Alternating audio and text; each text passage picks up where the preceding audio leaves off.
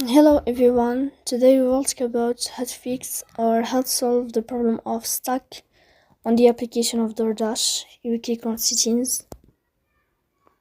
In this page you can click on apps, default apps, app settings. On above you can search about DoorDash. Then you can click on first stop and you can click OK. After that you'll enter to the window of storage. Here you can click clear cache, but pay attention, don't click clear data because that can cause you errors. You can delete your account to fix that problem. So in the end you can go to Play Store and you can update your app to fix that problem here.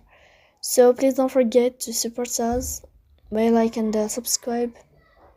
See you next time in another video, and thank you for your attention and your watching.